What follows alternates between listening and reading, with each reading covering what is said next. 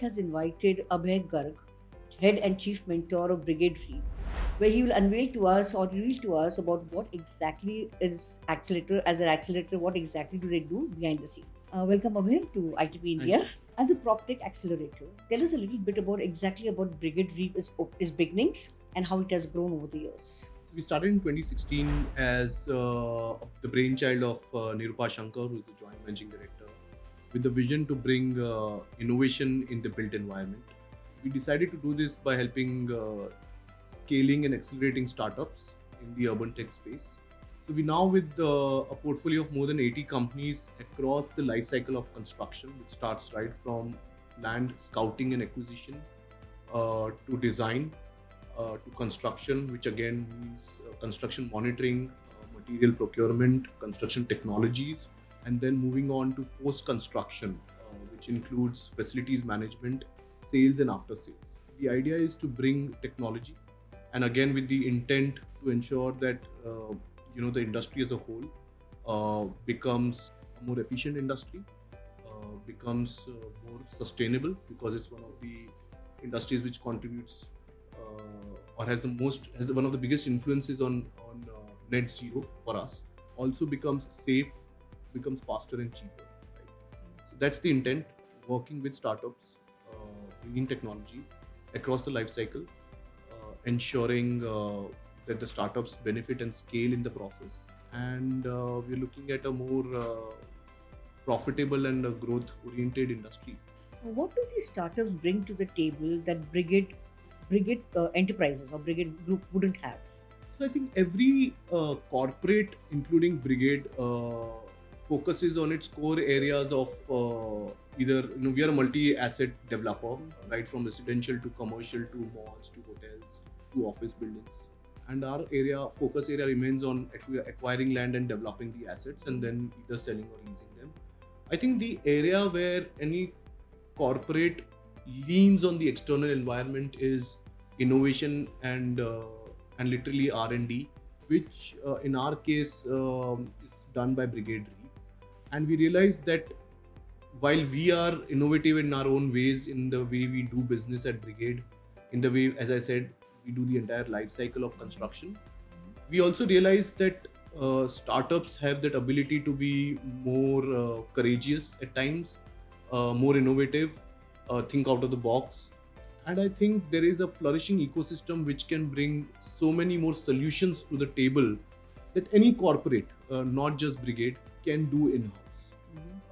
And we observe, and we have, I think, over the last 8 years, realized that some of these innovations from the outside world, including from the startup environment, have been extremely useful in ensuring that Brigade stays ahead of the curve, has its ear to the ground, and is at the forefront of innovation in the built environment.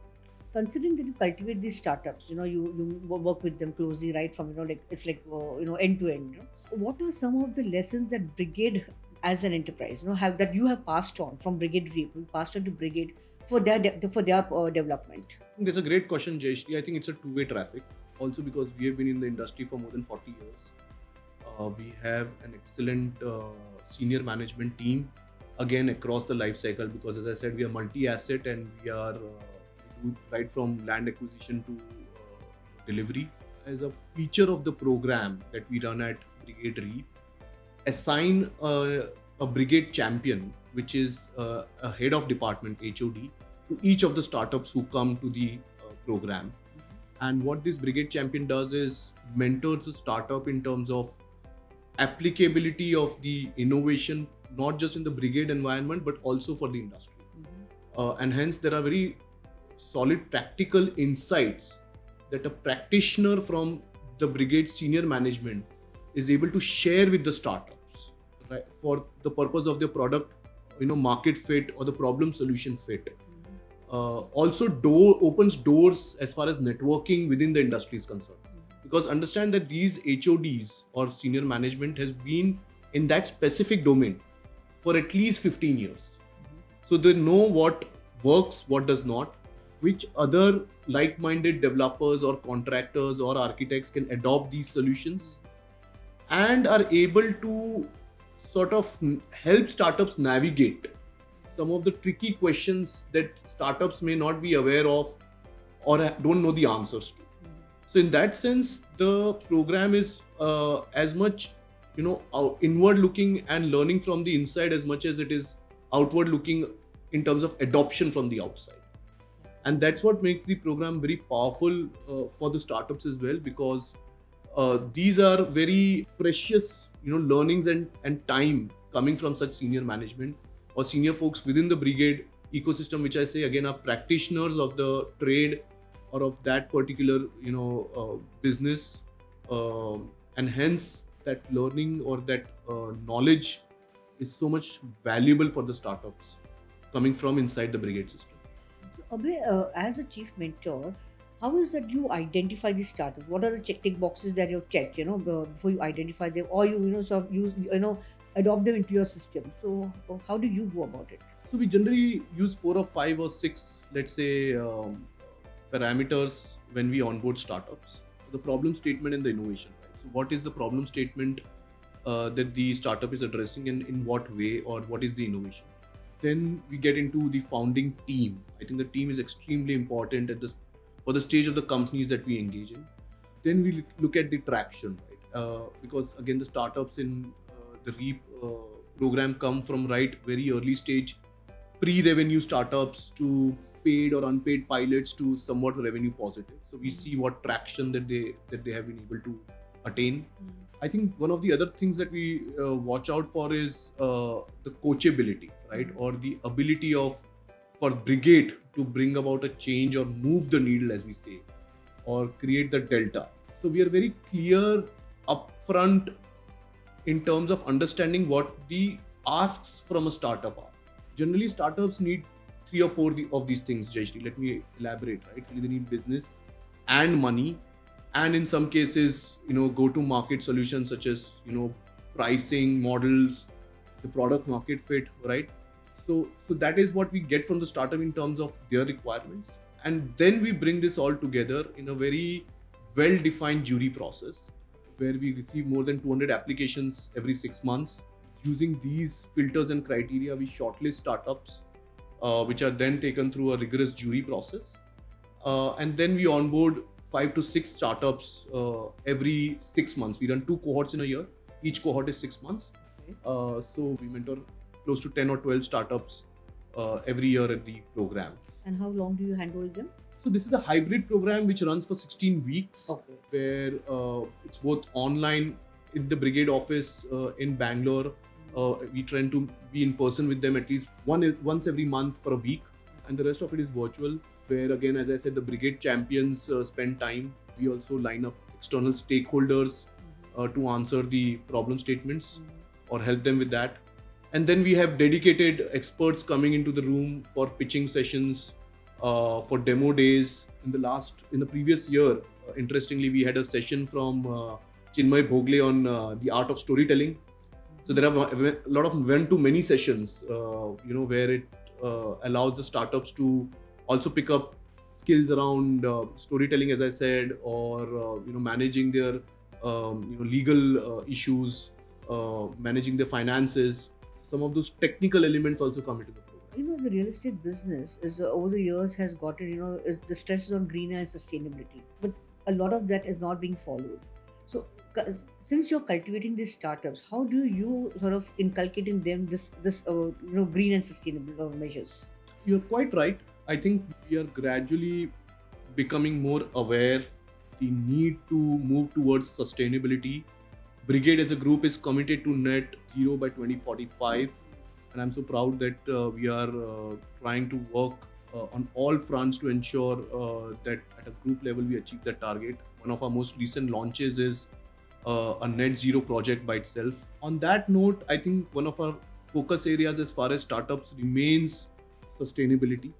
I'm very proud to share with you that many of our portfolio companies are into sustainable materials or recycling waste or doing sewage treatment, energy efficiency, water efficiency. So there are companies like Clareco, VGOT, Paving Plus, Pothole Raja, Angiras, to name a few, who are committed to working on recycling, waste management, energy efficiency, as I said, or water management. So we continue to work on encouraging or bringing in startups in our fold. It's a long journey. It needs a lot of patience. Also, one must remember that our intent and our ability to pay for greener solutions is still evolving.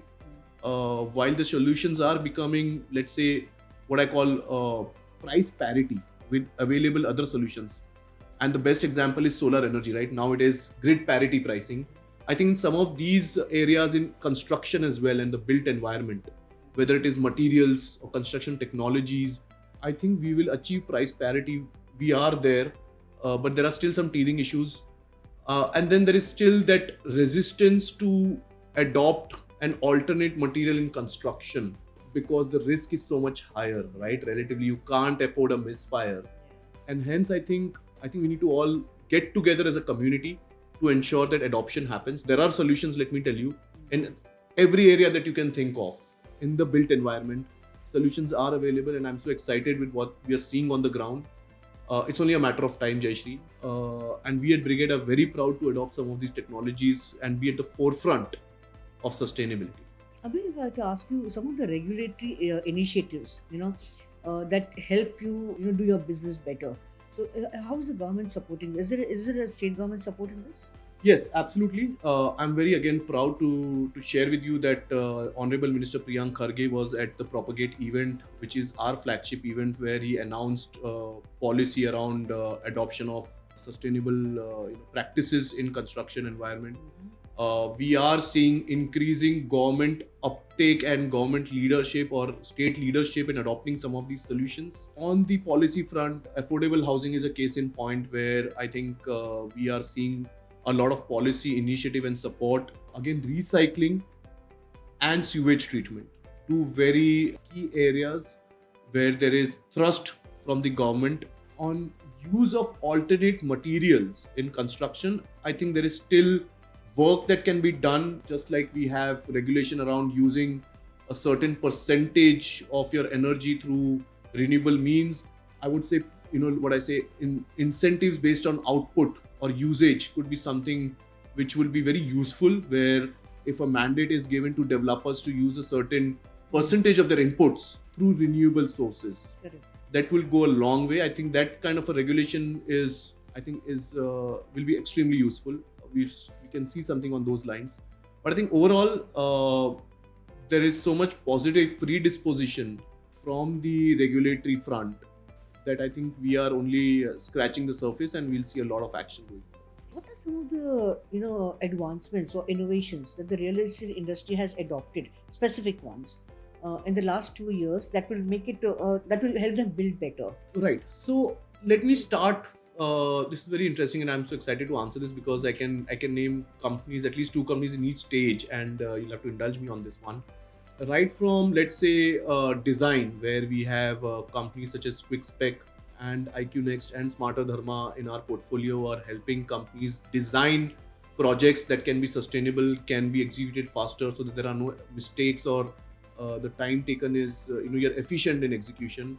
So right from design to alternate materials, right, where we have companies, as I said, like Paving Plus, Angelus, which are making bricks and blocks from recycled plastic and waste. We have Pothole Raja, which is laying out roads for construction projects. The internal roads, again, made from recycled plastic. 2 companies which are in construction technology and monitoring.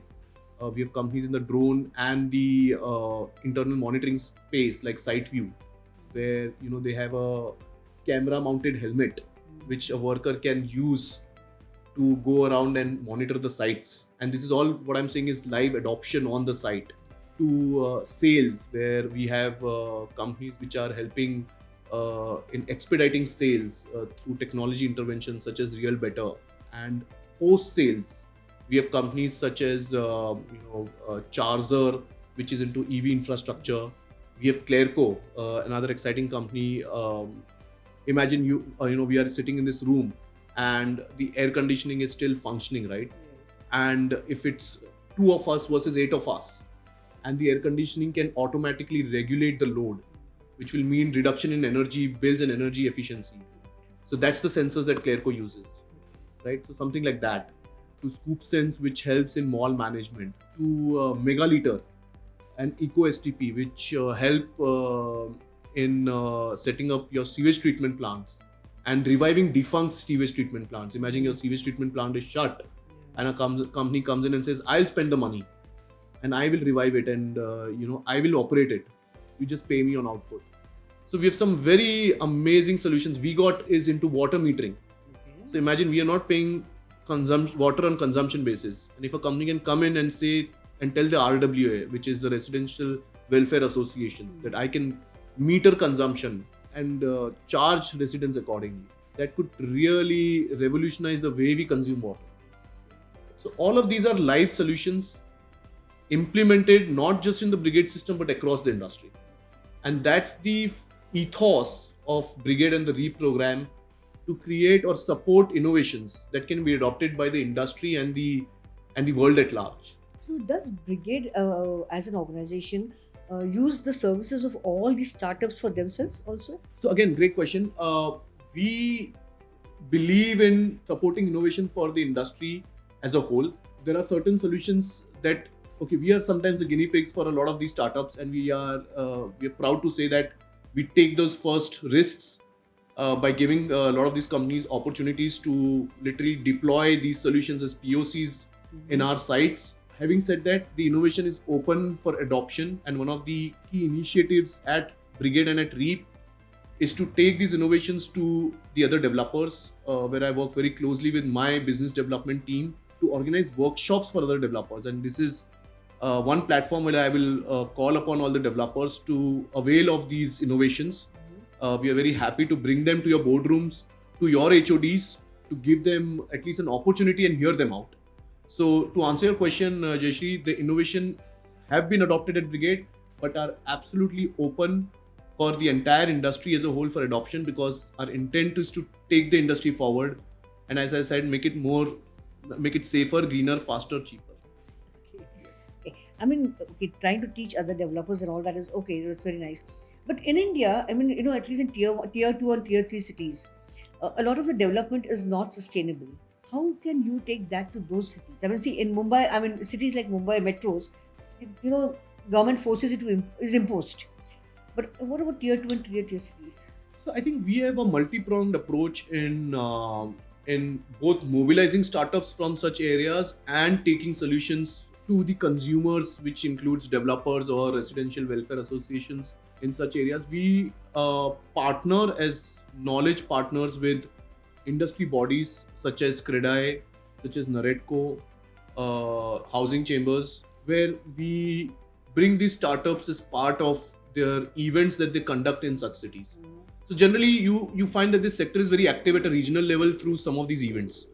And again, one of my requests and appeal with this platform is use us as in knowledge partners, which we have successfully done in smaller cities. We've gone to Pune, we've gone to Ahmedabad, we've gone to Kolkata, we've gone to Hyderabad, where we have partnered, as I said, with CREDAI or with NAREDCO or with the regional housing associations, and showcased some of these innovations.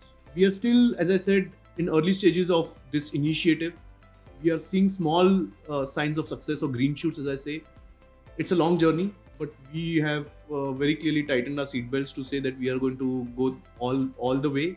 And one of my key imperatives as a part of the annual plan for next year is to expand this initiative, take it to the smallest of the towns, but partner with somebody, because we will not be able to mobilize the audience or the consumers in our own by ourselves. So I'm looking out for whether it is even the B schools. We do events with IIM Bangalore, we do with the IITs in an attempt to evangelize and spread the message, and with the startups in tow.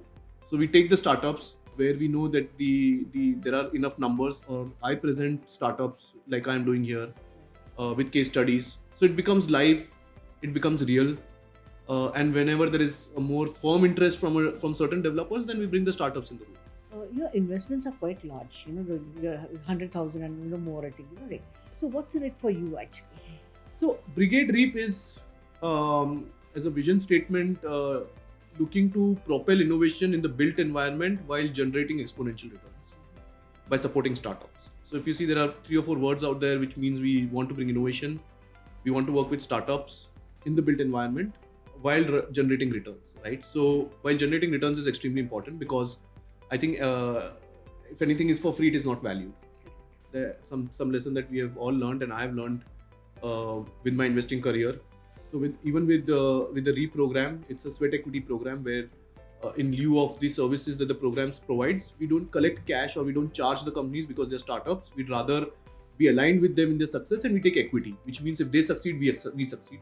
Similarly, as part of the investment program, we invest in the equity of companies through the Brigade balance sheet, again with an intent to, of course, bring innovation and help them scale with the investment, at the same time generating returns for our investment.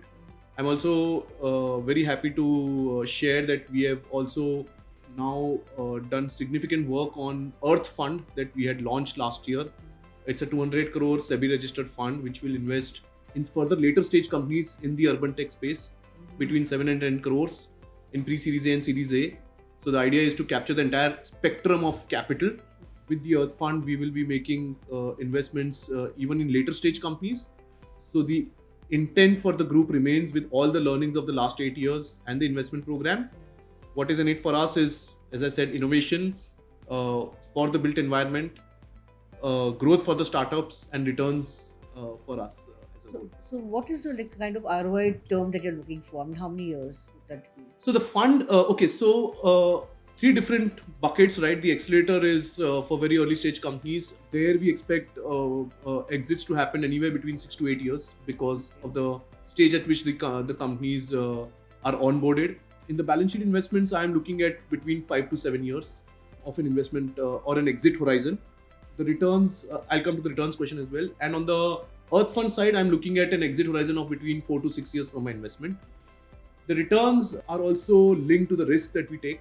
So the accelerator takes a lot more risky bets because they're early stage. We expect and we are tracking an IRR of more than 25% on the accelerator. On my investment portfolio, I'm again very happy to share that we made a blockbuster exit from a company in our portfolio called Snaptrude, where for our 30 lakh investment, we exited at a value of more than 9 crores. Wow. Yes. So we are happy to report that we are beginning to see exits, which is great for the sector. And there again, my return expectation is greater than 25% in terms of IRR. Similarly, on the front, we are targeting an IRR of greater than 20%. It's a regular 10-year fund with a standard structure. And we invite commitments. We, out of the 200 crores, have commitments of close to 120 crores. And I'm on the road raising the rest of the money as well. So we hope we get support from the community and the ecosystem on the fundraise.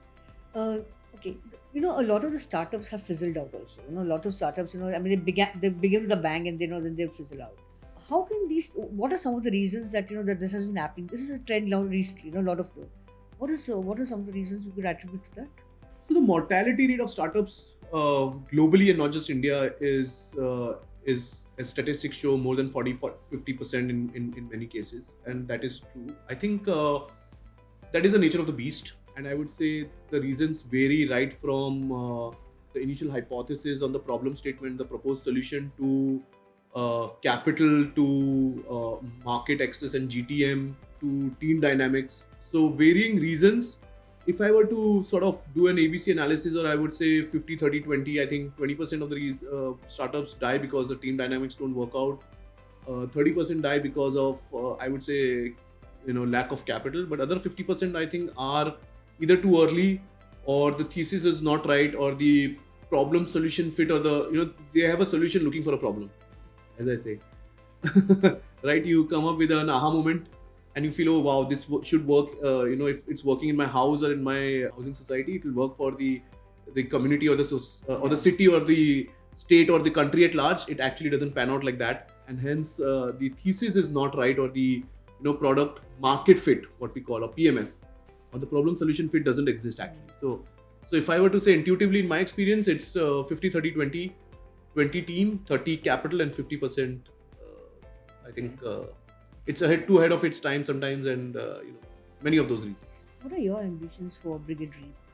Okay, let me answer this by saying that there are 4 areas that we are actively working at with REAP, and hence there are multiple goals and what we hold as dreams for REAP, where we want to take it. We realize that companies need two things, as I said, business and capital. On the business front, what we have started as an initiative is a dedicated GTM program, where we are picking up a certain part of our portfolio which has shown traction and taking them to the industry for adoption, right? Like you said, right? How are the startups getting adopted outside Brigade? So we're doing workshops with corporates, with developers. Similarly, I think given that we have an ear to the ground and we know what's happening as so far as innovation is concerned, I want to also hear from the corporates. What are their problems? And see if I can find solutions for these corporates. So we are running consulting projects with some of the corporates. And that's something I want to really invest so that we can really bring business and solutions to the industry. Are you helping the startup? So like you said, you're also working with other developers, conducting workshops and everything. Are they welcoming this initiative from you? I'm Or happily adopting it? Yes, I'm happily surprised with the with really the response. One must recognize, and this is something I shared with management in the previous review. I said I'm getting a little frustrated because while you said right that adoption is while I'm getting the response, I'm getting the audience, I'm getting positive feedback, adoption is taking its time. And I was given this assurance and this comfort by some of my field folks and including management that this is how it's not like IT where solutions will happen quickly or adoption will happen quickly. We take time because the industry has its own way of operating. But there are, as I said, green shoots. There are encouraging signs where field trials have begun in certain companies for certain startups. POCs have been given out. I'm very happy to again report that Groundwater Company, one of our companies based out of Chennai, has got a lot of projects with many developers. It does scanning of land to determine water table and how the water table will shape up once you've done the construction.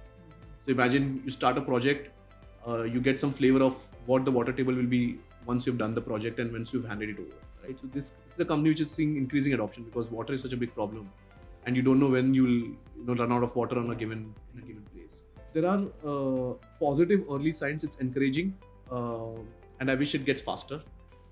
But such is the team and culture at REAP. We want to get there faster, and that's the ambition we have.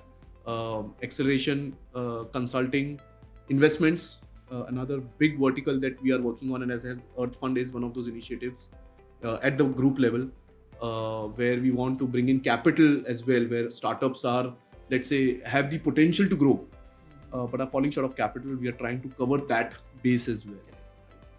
And I think wrapping this all up is our thought leadership. We just released a report in partnership with HDFC Capital and Knight Frank on adoption of, the report is titled Concrete Meets Code, right? Where we're, introducing tech in the built environment and laying out case studies. So we want to share these learnings as well. And that thought leadership and knowledge partnership is something we are very conscious about and deliberate about. So you work very closely with CREDA and Eredicare and all those with the associations. How are they helping? So very cooperative. They are opening their doors to their events where most of these chapters have their monthly meets where they share, either regulatory developments or industry developments with their fellow members. And they are kind enough to give us a time slot to share some of these innovations with their members who are developers. So it's as straightforward as that, where they have a monthly meet. We get a slot in one of these meetings for whatever 15 minutes, half an hour.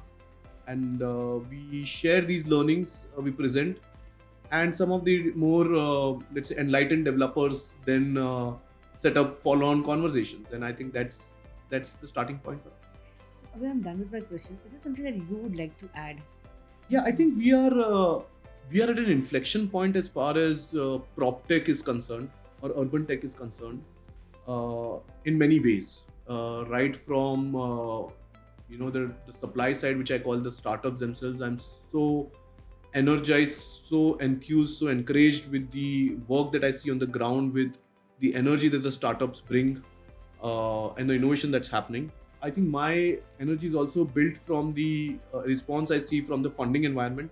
So many of our companies are getting now funded from mainstream investors with the likes of Axel, Matrix, Fundamentum, and many other funds taking positions in our portfolio companies and not seeing them as urban tech but as tech companies, right? And that's very encouraging.